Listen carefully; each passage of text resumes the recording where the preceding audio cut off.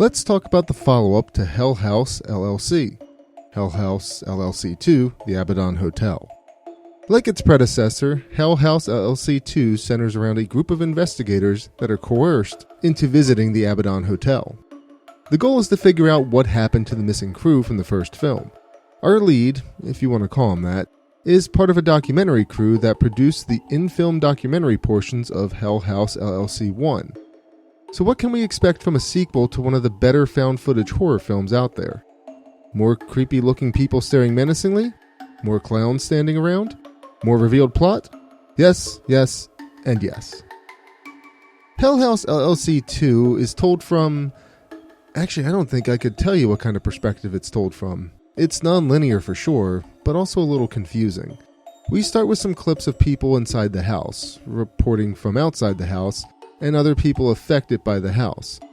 It then switches over to a talk show involving the local chief of police, Arnold Tasselman, the guy who made the documentary from the first film, Mitchell Cavanaugh, and a spirit medium, Brock Davies. Arnold, the chief of police, says that everything shown in the first film is hogwash, and that all the incidents were deemed to be accidents, and the documentary is hurting the town's reputation. Mitchell, the guy that produced the documentary, warns people not to go to the hotel because he feels that the hotel is haunted. Brock, the spirit medium, just wants to be famous. We're also introduced to a new cast of characters that run a blog site dedicated to bringing the real story of the Abaddon Hotel to the people. And by that, I mean it is a quote-unquote journalism site that is interested in the Abaddon incident because they believe that it will increase their traffic. Jessica Fox, the main face behind the blog, states that she has evidence of hauntings at the hotel. The group convinces Mitchell to go back to the Abaddon Hotel to find the records on past events. Mitchell agrees, and then viewers are treated to clips of other people entering the hotel, as well as a police interview that occurs after the events of the film. Not the last film, this film. Like I said, this movie is a bit non-linear. That said, here's your spoiler warning for the video. Okay, so this interview is with Jessica, the blog site owner. While Jessica says she can't remember what happened inside the house, it's clear that the rest of the crew went missing. This kind of plays like a callback to the first film. The rest of the film plays out as you'd expect. The crew is attacked by ghosts, and jump scares are frequent. I won't spoil any of the scares, because I do think they're really well done, but I will warn you that there are a lot of cheesy scares as well. The movie has this tendency to show the scare. For instance, there will be a possessed hotel inhabitant, it'll pause on a freeze frame, and then fade out in silence. The scare loses a bit of its effectiveness when it's done like this, mostly because it shows off the makeup. For instance, people possessed by the hotel have white eyes, dark circles under their eyes, and are generally pale. The makeup looks okay, but it could be completely passable if the camera doesn't linger on them. I don't really recall the first movie pausing on the pop scares, but pausing on the possessed figures just makes it easy to notice the makeup is kind of goofy.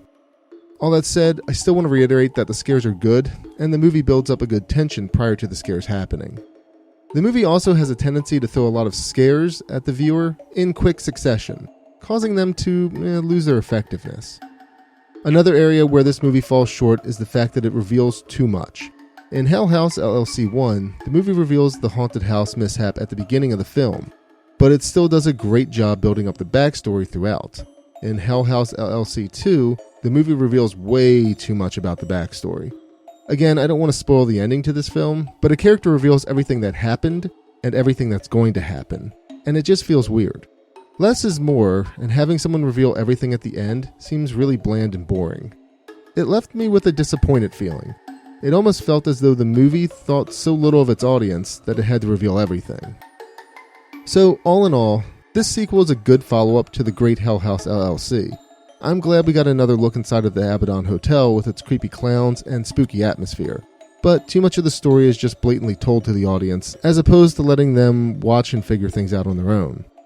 The scares are also still well done in Hell House LLC 2, and I was genuinely creeped out at parts, but the scares that slowly fade out reveal the low-budget aspects of the film. I still recommend this film for fans of Hell House LLC, but definitely go into this with the bar set a little lower. So I hear you ask, did they fix these issues in Hell House LLC 3, The Lake of Fire? Check back tomorrow to hear my thoughts.